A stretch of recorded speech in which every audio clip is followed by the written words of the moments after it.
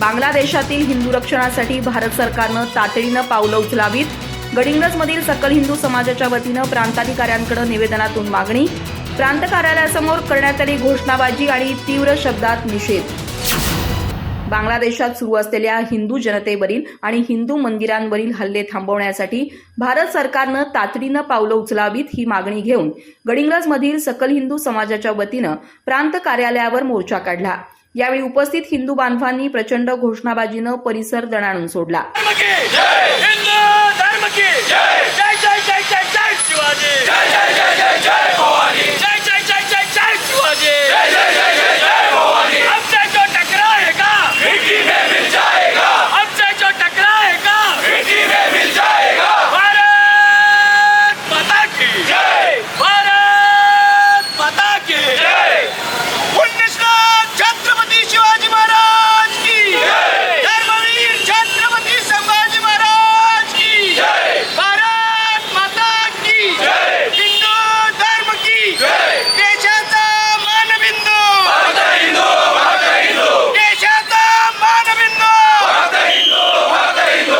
यानंतर आंदोलकांनी तीव्र शब्दात त्यांच्या भावना व्यक्त केल्या। बांगलादेशमध्ये काही उठावच्या नावाखाली त्या ठिकाणी राजकीय आंदोलन चालू झालं। त्या आंदोलन करत असताना हिंदू धर्माचा हिंदू वासियांचा काही संबंध नसताना त्यांना मुद्दाम टार्गेट करून त्यांची घरे व हिंदू मंदिरे व हिंदूंच्यावर आतोरात अत्याचार केले। बरेच कत्लेआम झालेले आहेत आता।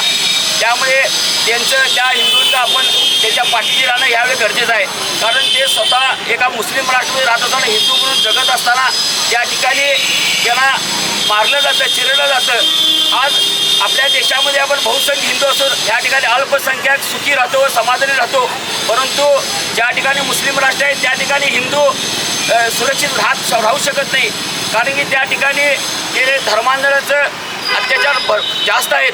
त्यांना आपण त्याच्या यावेळेस पाठीशी उभारण्यासाठी व आपण आमच्या सरकारला विनंती करतो तेथील हिंदूंना आपण आपले हिंदू बांधव म्हणून, कारण की बांगलादेश काय हे पूर्वी आपला भारताचाच भाग होता, त्यामुळे वेगळा झालेला आहे। तिथले हिंदू काय आपल्या पूर्वजांपासून त्या ठिकाणी राहत आलेले आहेत। नशिबानं त्यांना देश फाळणीमुळे त्यांना त्या ठिकाणी राहावं लागतं। त्यांच्या पाठीशी आपण भारतीय म्हणून राहणं आता गरजेचं आहे। आज गडिंग्लज येथे सकल हिंदू समाजामार्फत आपल्या शेजारच्या जो अखंड हिंदुस्थान होता, बांगलादेश एक आपला हिंदुस्थानचा भाग होता, आळीनंतर तो वेगळा झाला आणि त्या बांगलादेशामध्ये आपल्या असंख्य लाखो हिंदू आज देखील तिथं वास्तव्य करतात आणि काहीतरी आरक्षणाचा एक मोर्चा निघून तिथं दंगल झाला आणि तिथल्या पंतप्रधानांना पलायन करायला लागलं। आज सगळ्यात महत्त्वाची गोष्ट म्हणजे आज जवळजवळ 53 ते 55 हिंदू राष्ट्र असून देखील तिथल्या पंतप्रधानाला या भारताचं हिंदू राष्ट्राचं संरक्षण घ्यावं लागलं।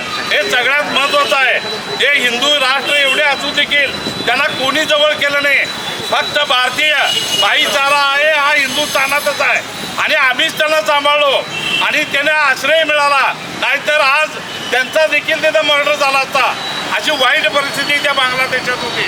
जगातले हिंदू आपले हे बंधू, या दृष्टिकोनातनं भारत देश आपल्या जगातले हिंदूंना आपले बांधव मानत आलेला आहे। आता मगाशी अण्णांनी सांगितले तसं अख्ख्या जगामध्ये 56 मुस्लिम राष्ट्र असून त्या 56 देशामध्ये त्या पंतप्रधानांना सुरक्षता वाटलं नाही, त्या सुरक्षता भारत देशामध्ये वाटलं। त्या तिथल्या हिंदूंच्यावरती जो आता राजकीय घडामोडी तिथं परिस्थिती निभावल्यानंतर अगदी आता ते परिस्थिती बी अंगावरती काटा येतो। त्या पद्धतीनं बलात्कार असू दे, त्या स्वामीजी असू दे, आपल्या हिंदू मंदिर पाडण्याचा विषय असू दे, या सगळ्याच गोष्टीवरती एक लक्ष जर केलं तर भारताला हिंदुस्थानाला बदनाम करायचं एक इंटरनॅशनल षडयंत्र ह्याच्या पाठीमागे दडलेलं आहे। आता काल परवा कोलकातामध्ये बी एका पश्चिम बंगालमध्ये एक महिला मुख्यमंत्री असताना देखील एका डॉक्टरवरती ते अत्याचार झाला।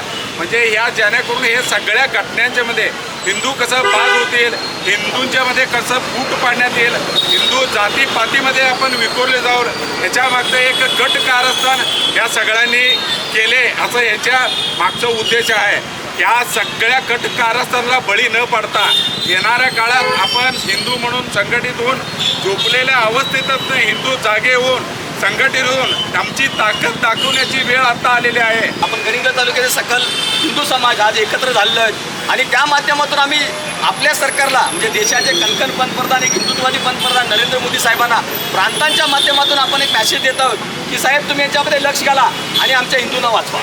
कारण की भारतामध्ये असो किंवा जगामध्ये असो कुठेही राहणारा हिंदू आहे तो फक्त आमच्या रक्ताचा आहे. आणि छत्रपती शिवाजी महाराजांनी अटकपर्यंत किंवा त्याच्या पलीकडे सुद्धा हिंदूंचं रक्षण केलं होतं. त्यामुळे आमचा तुमचा एक धर्म निभावतो की हिंदू धर्म म्हणून आम्ही त्याच्या समर्थनावर दिलेला आहे. भारताचा मुख्य उद्देश आहे, हिंदू धर्माचा मुख्य उद्देश आहे विश्व का कल्याण हो, प्राणियों में सद्भावना हो. विश्व का कल्याण हो, प्राणियों में सद्भावना हो.